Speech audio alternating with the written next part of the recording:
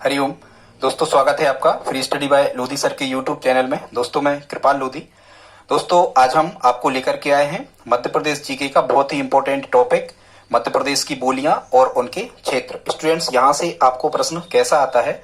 मुख्यतः यहाँ से आपसे प्रश्न पूछा जाता है कि कौन सी बोली कौन से जिले में बोली जाती है, या निम्न में से कौन से जिले में यह बोली नहीं बोली जाती, या सर्वाधिक बोली कौन सी बोली जाती है मध्य प्रदेश में, बोली क्या कहलाती है। इससे रिलेटेड कुछ फैक्ट आपसे एग्जाम में पूछे जाते हैं। बहुत ही इंपॉर्टेंट टॉपिक है दोस्तों। यदि आप हमारे चैनल पर पहली बार आए हैं तो प्लीज हमारे चैनल को सब्सक्राइब कर लें, साथ में बेल आइकन पर भी प्रेस कर दें ताकि सबसे पहले नोटिफिकेशन आपको मिलता रहे। हम इसी प्रकार के इंपॉर्टेंट वीडियो आपके लिए लाते रहते हैं, जिसमें maths, reasoning, GK, science, Hindi, शिक्षक भर्ती परीक्षा से रिलेटेड वीडियोस भी अपलोड हमने किए हैं। आप हमारी प्लेलिस्ट में जाकर के देख सकते हैं। तो बगैर देर किए हुए आइए स्टूडेंट्स प्रारंभ करते हैं आज का टॉपिक, मध्य प्रदेश की बोलियां और उनके क्षेत्र। स्टूडेंट्स, यदि आप मध्य प्रदेश लेवल का कोई भी एग्जाम दे रहे हो तो ये वीडियो आपके लिए बहुत ही इंपॉर्टेंट होने वाला है। यदि आप इस वीडियो में हमारे साथ अंत तक बने रहते हैं तो निश्चित रूप से आपसे यहाँ से आने वाले सभी प्रश्न आसानी से बन पा रहे होंगे। तो देखते हैं। सबसे पहले स्टूडेंट्स, हमने एक ट्रिक लिखी है यहाँ पर, और जो ट्रिक है वो इसकी है कि मध्य प्रदेश में कौन सी बोलियां बोली जाती हैं। सबसे पहले तो हमें यह ट्रिक याद कर लेना है। तो स्टूडेंट्स, इसकी ट्रिक है, ये बोलियां हैं जो मध्य प्रदेश में बोली जाती हैं। इसकी ट्रिक है, माँ को ब्रज की बनी गोभी बूंदी पसंद है। इतना आपको कहना है। क्या कहना है स्टूडेंट्स? माँ को ब्रज की बनी गोभी बूंदी पसंद है। ये ट्रिक है। आई होप आपको याद हो गई होगी। यहाँ स्टूडेंट्स अब देखते हैं कि माँ से क्या बनेगा। तो यहाँ माँ से बनता है मालवी बोली, को से बनता है यहाँ कोरकू बोली, और ब्रज पूरा पूरा लिखा है तो ब्रज से बनता है ब्रज बोली। यहाँ फिर बनी के बा से बनता है बघेली, और बनी के नी से बनता है यहाँ निमाड़ी बोली। गो से बनता है गोंडी या गौड़ी बोली, और यहाँ भी से बनता है भीली बोली। और जो यहाँ बूंदी लिखा है स्टूडेंट्स, इस बूंदी से बनता है बुंदेलखंडी। हालांकि छत्तीसगढ़ से जितने भी लगे राज्य हैं उनमें छत्तीसगढ़ी भी बोली जाती है। तो इनकी संख्या 8 से कितनी हो जाती है? 9 हो जाती है। ठीक है, पर ये फिक्स नहीं है, और भी बोलियां बोली जाती हैं, पर जो इंपॉर्टेंट है एग्जाम रिलेटेड है उन्हीं को हमने शामिल किया है। यदि कभी आपसे पूछा जाए कि छत्तीसगढ़ी कहाँ बोली जाती है, तो स्टूडेंट जो छत्तीसगढ़ से लगे जिले हैं, दूसरी वीडियो में आप देख सकते हो, हमने बताया है ट्रिक से कौन सा जिला मध्य प्रदेश का कौन से प्रदेश से लगता है, उसमें आप देख सकते हो। तो छत्तीसगढ़ भी इसमें शामिल है। अब स्टूडेंट्स, हम देखते हैं कि बोली कहलाती क्या है। तो बोली की परिभाषा को समझ लेते हैं। भाषा का वह स्वरूप जो एक छोटे से क्षेत्र में बोलने के लिए उपयोग किया जाता है उसे बोली कहते हैं, और बोली को हिंदी में उपभाषाएं भी कहा जाता है। ठीक है, उपभाषाएं भाषाओं का और छोटा रूप जो क्षेत्र पर डिपेंड करता है उन्हें हम उपभाषाएं कहते हैं। तो आई होप आप बोली की परिभाषा को भी समझ गए होंगे। अब हम देखते हैं स्टूडेंट्स कि सबसे पहले हम इसी सीक्वेंस में अब इन बोलियों को आगे बढ़ाते हैं कि कौन से क्षेत्र में बोली जाती है। तो सबसे पहले हम देखते हैं मालवी बोली को। तो ये जो स्टूडेंट्स जो मालवी बोली है, इसको जॉर्ज कियर्सन ने दक्षिण पूर्वी राजस्थानी बोली भी कहा है। क्या कहा है? दक्षिण पूर्वी राजस्थानी। किसे कहा है? मालवी के लिए। ठीक है स्टूडेंट्स, ये आपको ध्यान रखना है। और जो मालवी बोली है ये सौरसेनी अपभ्रंश से विकसित हुई है। यहां से प्रश्न आता है कि सौरसेनी अपभ्रंश से कौन सी बोली मध्य प्रदेश की विकसित हुई है? तो ये मालवी बोली विकसित हुई है। भाई जो शेर है जिसके पास में सेना है तो माल तो उसी के पास होगा ना। बिल्कुल ऐसे आप याद रख सकते हो। ये जो मालवी बोली है स्टूडेंट्स, ये मुख्यतः मालवा क्षेत्र में बोली जाती है। और जो मालवा है, हमें ये पता है, हमारे यहाँ मालवा का पठार या मध्य प्रदेश में जो मालवा है ये राजस्थान से लगे हुए जिले ही हैं। तो राजस्थानी भाषा वर्ग की प्रमुख बोली यदि आपसे कभी कहा जाए तो राजस्थानी भाषा वर्ग की प्रमुख बोली भी कौन सी है? मालवी हुई है। इसे पहले अवंती कहते थे। इसे गुप्त काल में क्या कहा जाता था? मतलब मालवी का प्राचीन नाम अवंती है। तो आप समझ सकते हो ये सबसे ज्यादा उज्जैन में ही बोली जाती है। कभी यदि आपसे ऐसा प्रश्न आता है कि मालवी बोली सबसे ज्यादा कहाँ बोली जाती है, तो ये मालवी को ही क्या कहते थे? अवंती कहते थे। अब अवंती चूंकि एक राजा की राजधानी थी तो उनके यहाँ तो माल हो गई, ऐसे आप याद रख सकते हो। और मालवी का एक दूसरा नाम है स्टूडेंट्स, क्या है? अहीरी। ये अहीरों की भाषा थी, इसलिए इसे क्या कहा जाता है? अहीरी भी कहा जाता है। अब आप कैसे याद रख सकते हो? यहाँ लिखा है हीरा, हीरी मतलब हीरा। तो हीरा भी क्या है? एक प्रकार का माल है। जिसके पास हीरा है वो माला माल है। ऐसे आप याद रख सकते हो कि अहीरी जो है इसे मालवी भी कहा जाता है, या मालवी का एक नाम अहीरी है। फिर हम देखते हैं स्टूडेंट्स, मालवी भाषा की एक बहुत विख्यात कवयित्री हुई हैं, उनका नाम है चंद्र सखी। ठीक है, क्या नाम है? चंद्र सखी। अब कैसे याद रख सकते हो आप कि भाई जिसके पास में हीरा होगा, माल होगा, तो ये चंद्र सखी भी उनके ही साथ में होंगी, ऐसे करके भी आप इसको याद रख सकते हो। अब हम देखते हैं स्टूडेंट्स कि मालवी का क्षेत्र कौन कौन सा है, मतलब मालवी मुख्यतः कौन से जिलों में बोली जाती है। आपको प्रश्न इंपॉर्टेंट यहीं से आना होते हैं कि निम्न में से मालवी कौन से क्षेत्र में बोली जाती है। तो अब हम देख लेते हैं मालवी के क्षेत्र। तो स्टूडेंट्स यहां से आपको एक ट्रिक याद कर लेना है मालवी के ट्रिक की। और जैसा कि आपको पता है कि मध्य प्रदेश में मालवा क्षेत्र क्या कहलाता है, यदि आपको ये पता है तब तो जिले आपको याद हो ही जाएंगे कि मालवा क्षेत्र में कौन कौन से जिले आते हैं। तो यदि कभी ये पूछा जाए कि मालवा क्षेत्र में कौन कौन से जिले आते हैं, तो इसके लिए भी आप एक ट्रिक याद कर सकते हो। वो ट्रिक क्या है स्टूडेंट्स, देखते हैं। इधर जैन देव साजे माल में रत हैं। एक ट्रिक आपको स्टूडेंट्स याद करना है, ये ट्रिक ही है। इधर जैन देव साजे माल में रत हैं। यदि हालांकि जैन देव तो माल में रत नहीं होते हैं, सम्मान के पात्र हैं, बहुत त्याग करते हैं। इधर जैन देव साजे माल में रत हैं। तो यहाँ स्टूडेंट्स ई से बनेगा यहाँ इंदौर, ठीक है। धर से बनेगा यहाँ धार, जैन से बनेगा उज्जैन। और एक चीज ध्यान रखना, मालवी का मुख्य गढ़ या मुख्य क्षेत्र जो है वो उज्जैन ही है। तो इंदौर, धर से बनेगा धार, जैन से बनेगा उज्जैन, देव से बनेगा देवास, साजे से बनेगा साजापुर, और यहाँ जो माल शब्द लिखा है इससे बनेगा मालवा, और रत से बन जाएगा रतलाम। आई होप आप समझ गए होंगे। बिल्कुल एक लाइन आपको याद करना है, इधर जैनदेव साजे माल में रत हैं। तो एक तो चीज ये हो गई कि ये जो जिले हैं ये मालवा क्षेत्र के अंतर्गत आने वाले जिले हैं। इन जिलों के क्षेत्र को ही मिलाकर मध्य प्रदेश में क्या कहा जाता है, मालवा कहा जाता है। और इन्हीं जिलों में ये मालवी भाषा बोली जाती है, जिसका मुख्य गढ़ हमने आपको बताया क्या है, उज्जैन। आई होप आप समझ गए होंगे स्टूडेंट्स। आगे बढ़ते हैं। तो दूसरी जो बोली हमारी उसका नाम है कोरकू, ठीक है। और ये मध्य प्रदेश में कोरकू जनजाति द्वारा बोली जाती है। अब हम देखते हैं कि कोरकू जनजाति मुख्यतः, तो ध्यान रखना जो कोरकू लोग हैं ये दान दक्षिणा लेने देने में ज्यादा महत्व नहीं देते, ज्यादा विश्वास नहीं रखते। तो ध्यान रखना कोरकू जो है स्टूडेंट्स ये दक्षिणी जिलों में बोली जाती है। मध्य प्रदेश के दक्षिण के जो जिले हैं, मुख्यतः महाराष्ट्र से लगे हुए जिले हैं, उनमें कोरकू भाषा बोली जाती है। अब हम क्षेत्र देखते हैं कि कौन से क्षेत्रों या जिलों में कोरकू भाषा बोली जाती है। तो यहां आपको एक ट्रिक याद कर लेना है, बड़े बेहोश कोरकू के डबा में, मतलब बड़े नाम का कोई व्यक्ति था, अब बड़े हो गए बेहोश, बड़े बेहोश हो गए। और क्यों बेहोश हो गए, कोरकू के डबा में खरा देखकर। ऐसे करके कोई ट्रिक आप याद रख लेना, या खरा रखा है या कुछ भी, बड़े बेहोश हो गए कोरकू के डबा में खरा रखा है, या खरा को देख करके बड़े कैसे होगा, बेहोश। अब यहां से स्टूडेंट्स क्या बनेगा, बड़े से बनेगा छिंदवाड़ा, और सबसे ज्यादा कोरकू छिंदवाड़ा में ही रहते हैं, और छिंदवाड़ा ही कोरकू भाषा का मुख्य केंद्र है। तो बड़े से बनेगा, जहां भी हमने स्टूडेंट्स यहाँ ट्रिक में बड़े लिखा है तो आप बड़वानी ना समझें, इसे क्षेत्रफल की दृष्टि से मध्य प्रदेश का सबसे बड़ा जिला छिंदवाड़ा है। तो जहां भी बड़े शब्द लिखे हैं हम अपनी ट्रिक में, तो आपको यहाँ लॉजिक लगाना है कि ये बड़वानी ना होकर ये छिंदवाड़ा ही होगा। तो बड़े से बनेगा छिंदवाड़ा। फिर यहाँ लिखा है बेहोश, बेहोश के बे से बनेगा बैतूल, होश से बनेगा यहाँ होशंगाबाद, कोरकू यहाँ पर लिखा ही है, डबा से बनेगा खंडवा, और खरा से बनेगा खरगोन। हालांकि ध्यान रखना ये सुनहरे जिले हैं मध्य प्रदेश के, तो जहां भी खरगोन आता है वहां खंडवा लगे हुए हैं, तो जहां भी खरगोन आता है वहां खंडवा अपने आप आ जाता है। ठीक है स्टूडेंट, तो ये सभी के सभी छिंदवाड़ा, बैतूल, होशंगाबाद, खंडवा, खरगोन, ये सब दक्षिण के जिले हैं जो महाराष्ट्र की सीमा से लगभग, सभी तो नहीं, बताएंगे आगे कौन से लगे हैं कौन से नहीं, पर आप इतना समझ जाएं कि ये दक्षिण के ही जिले हैं जहां पर कोरकू भाषा बोली जाती है। ठीक है, और कोरकू दक्षिणा, दान दक्षिणा में विश्वास करते हैं या नहीं करते, ऐसे करके आप कोई ट्रिक याद कर लेना। ठीक है स्टूडेंट्स, आगे देखते हैं। जो तीसरी बोली है हमारी उसका नाम है ब्रज।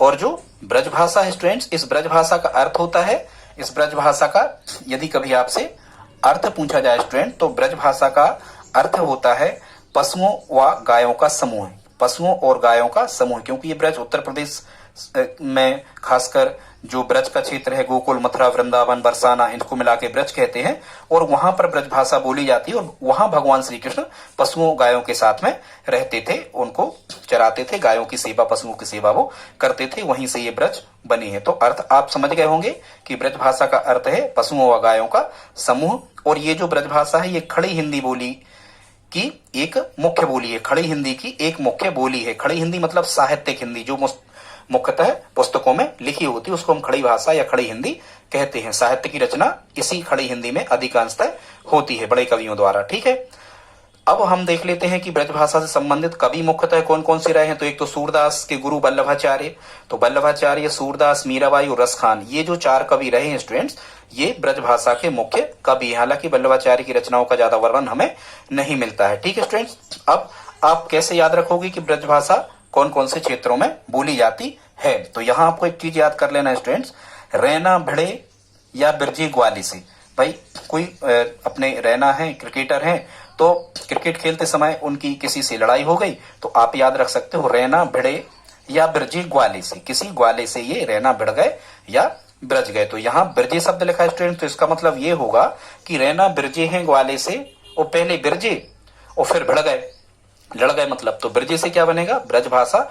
अब ब्रजभाषा कौन से जिलों में मुख्यतः बोली जाती है, तो ये रैना से बनता है यहाँ मुरैना, भिड़े से बनेगा यहाँ पर भिंड, और ग्वाले से बनेगा ग्वालियर। तो मुख्यतः जो ब्रजभाषा है स्टूडेंट्स, ये मुरैना, भिंड और ग्वालियर, और खासकर गुना और दतिया भी यदि यहाँ आते हैं तो ये भी इनसे लगे हुए जिले हैं, तो यहाँ भी बोली जाती है, ऐसा आप याद रख सकते हो। तो खासकर तो याद रखना मुरैना, भिंड और ग्वालियर, ये मुख्य क्षेत्र हैं ब्रजभाषा, यहाँ पर बोली जाती है। ये उत्तर प्रदेश से लगे हुए कुछ क्षेत्र हैं। अब हम देखते हैं स्टूडेंट्स, अगली जो हमारी भाषा है, अगली जो हमारी बोली है, इसका नाम क्या है, बघेली। ठीक है, अब एक चीज आपसे कभी एग्जाम में पूछी गई है, वहीं से हमने ये क्वेश्चन उठाया है, और वो क्या आपसे पूछा गया है कि बघेल राज्य की स्थापना किसने की थी। तो सबसे पहले तो आप ये समझो कि बघेल राज्य की स्थापना किसके द्वारा की गई थी। तो आपको यहाँ पर ध्यान रखना है स्टूडेंट्स, बघेल राज्य की स्थापना राजा व्याघ्रदेव द्वारा की गई थी, और इसी व्याघ्रदेव के नाम पर उस स्थान को जहां पर इनका राज्य था उसे बघेल खंड कहा गया। ठीक है, तो बघेल खंड या बघेल राज्य की स्थापना व्याघ्रदेव ने की थी, और इस बघेली भाषा का पहले जो नाम था वो था रिमहाई। ध्यान से सुनना, ये कभी एमपीपीएससी में पूछा गया है कि रिमहाई जो बोली है वो किस भाषा की बोली है। तो यहां आपको याद रखना है कि बघेली जो बोली है उसको पहले रिमहाई कहा जाता था। रिमहाई को आप कह दो जमहाई।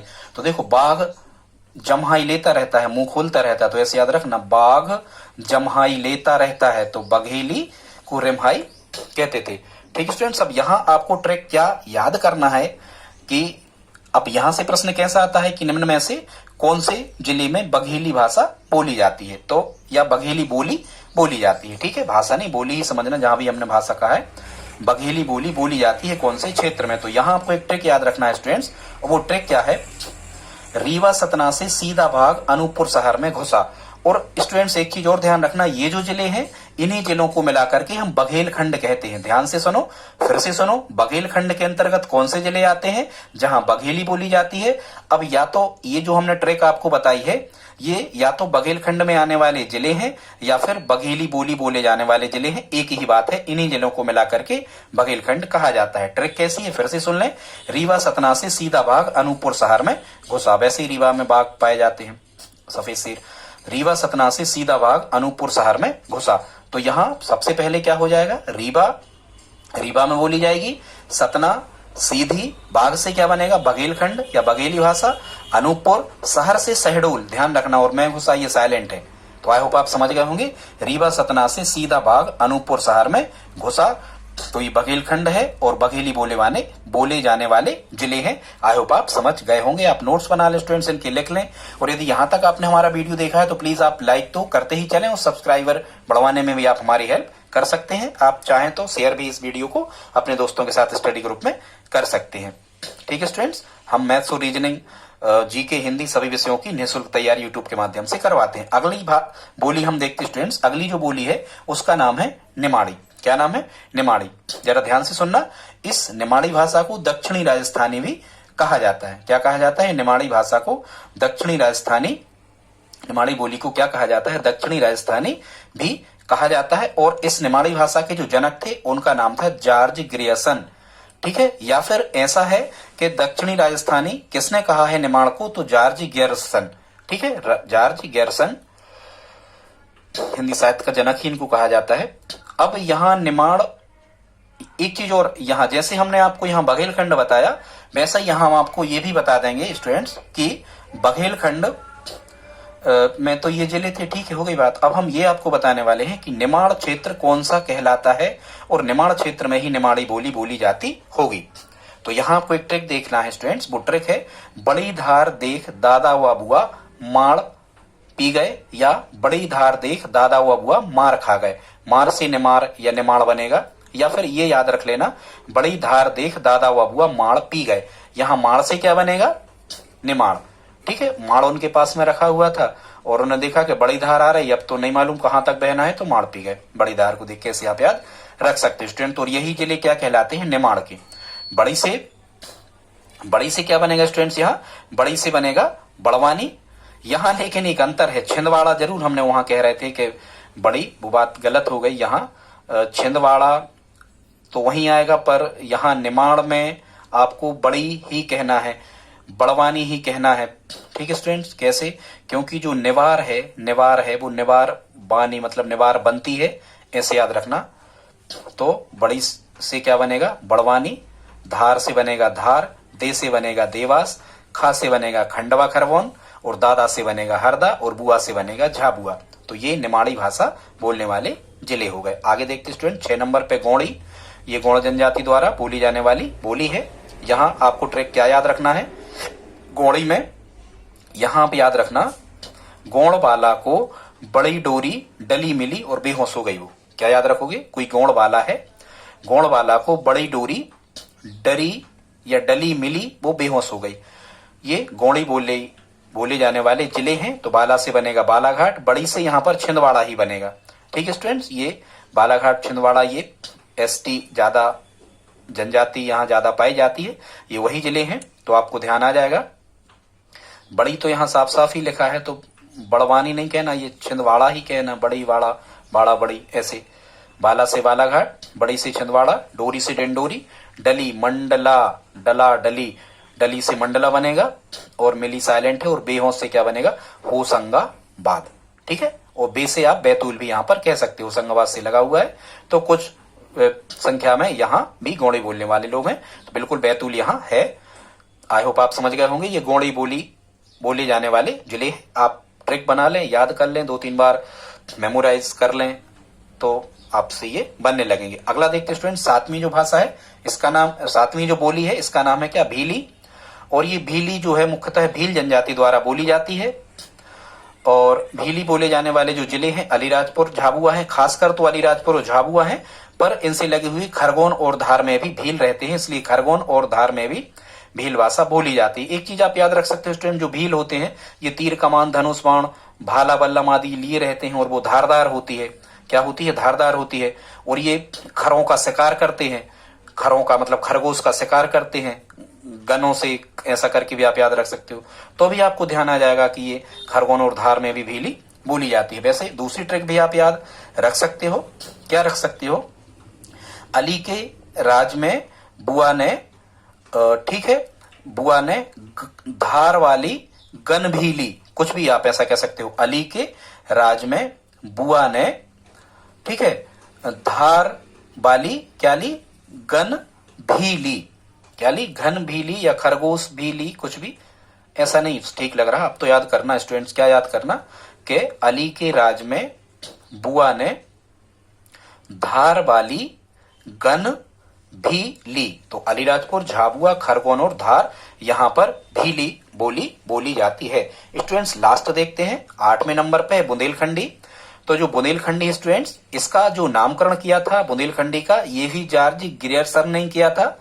जॉर्ज ग्रियर्सन ने सबसे पहले बुंदेली भाषा का, या हम कहें कि बुंदेलखंडी बोली का नामकरण किया साहित्यिक रचनाओं को देखते हुए, ठीक है स्टूडेंट्स। ये जो बुंदेलखंडी है ये सौर सैनी अपभ्रंश से जन्मी है, ठीक है। बुंदेला भी बिल्कुल शेर जैसे होते थे, सेना रखते थे, बुंदेला राजा, ऐसे आप याद रख सकते हो इसको कि बुंदेली जो है सौर सैनी अपभ्रंश से जन्मी है। ये पश्चिमी हिंदी की प्रमुख बोली है, ठीक है स्टूडेंट्स। ये कहाँ की, पश्चिमी हिंदी की प्रमुख बोली है, ठीक है। वैसे ही बुंदेलखंड के लोग चमाचम रहते हैं, तो पश्चिमी हिंदी की ये प्रमुख बोली है। फिर याद रखना स्टूडेंट्स, ये बुंदेलखंडी जो है ये मध्य प्रदेश के सर्वाधिक भूभाग पर बोली जाने वाली बोली है, या मध्य प्रदेश के सर्वाधिक जिलों में यही बुंदेलखंडी ही बोली जाती है। फिर जितने भी मध्य प्रदेश की बोलियां हैं इनमें सबसे समृद्ध साहित्य रचना बुंदेलखंडी बोली की ही मिलती है। मतलब इसके साहित्यकार भी ज्यादा हुए हैं और उत्कृष्ट रचनाएं आल्हा वगैरह इन्हीं बुंदेलखंडी में ही हुई हैं, इसलिए सबसे समृद्ध साहित्य रचना बुंदेलखंडी को ही माना जाता है। मुख्यतः बुंदेलखंडी के जो केंद्र हैं उत्तर प्रदेश के यदि आ जाए तो झांसी और ललितपुर जिलों में भी ये बुंदेलखंडी बोली जाती है। ये उत्तर प्रदेश के प्रमुख केंद्र हैं। इसका मतलब ये हुआ स्टूडेंट्स कि उत्तर प्रदेश और महाराष्ट्र में भी ये बोली जाती है। अब इसका नाम बुंदेलखंडी क्यों पड़ा, तो इसका भी एक कारण है। ये बुंदेले जो राजपूत थे, बुंदेले राजपूत, इनने जहां पर शासन किया, इनके बारे में जो साहित्य रचना हुई, उसी से बुंदेलखंड नाम इसका पड़ा। इसकी बुंदेलखंड की जो एक उपबोली है जिसका नाम है बनाफरी। क्या नाम था? बनाफरी। ठीक है स्टूडेंट्स, तो देखो यहाँ बुंदेल में भी बा से स्पेलिंग प्रारंभ हो रही है, बनाफरी में भी बा से स्पेलिंग प्रारंभ हो रही, तो ऐसे आप याद रख सकते हो कि बुंदेलखंडी की उपबोली है बनाफरी। अब स्टूडेंट्स देखते हैं बुंदेलखंड के जो जिले हैं मुख्यतः, तो ये जो सागर संभाग में आने वाले जो 6 जिले हैं, छपटी दसानी, तो सागर संभाग में आने वाले जो 6 जिले हैं, यहाँ सागर चूंकि केंद्र ही है बुंदेलखंड का, सागर छतरपुर, ठीक है, इसका मुख्य केंद्र तो नहीं है पर सागर छतरपुर समझा जाता है। ठीक है, तो ये सागर संभाग के जो 6 जिले हैं यहाँ तो बुंदेलखंडी बोली ही जाती है। उसकी ट्रैक है सागर जिले के संभागों की छपटी दसानी, मतलब छतरपुर, पन्ना, टीकमगढ़, ठीक है, दमोह, सागर और निवाड़ी। छतरपुर, पन्ना, टीकमगढ़, दमोह, सागर और निवाड़ी यहाँ तो बोली जाती है। फिर जो सागर से लगे हुए लगभग जिले हैं, सागर से विदिशा लगता है, नरसिंहपुर लगता है, नरसिंहपुर से जबलपुर लगता है, ठीक है, जबलपुर और सागर से रायसेन भी लगता है और दतिया भी लगता है। तो ये जिले भी हैं, पर मुख्यतः सागर संभाग के जिले स्टूडेंट्स आप जरूर याद कर लें। यहाँ इन 6 जिलों में बुंदेलखंडी बोली जाती है। तो स्टूडेंट्स आप इनके चाहे तो नोट्स बना लें। और आज का वीडियो आपको कैसा लगा प्लीज आप कमेंट बॉक्स में लिख करके जरूर बताएं। इस नीचे की लाइन पर भी आप ध्यान दें, आप चाहें तो हमें स्टडी ग्रुप में इस व्हाट्सएप मोबाइल नंबर के साथ में जोड़ सकते हैं, जिसमें हम वीडियो सेंड करते रहें। दोस्तों आज का वीडियो अच्छा लगा हो तो प्लीज इस वीडियो को अपने दोस्तों के साथ स्टडी ग्रुप में शेयर जरूर करें। मिलते हैं अगली वीडियो में, तब तक के लिए जय हिंद जय भारत।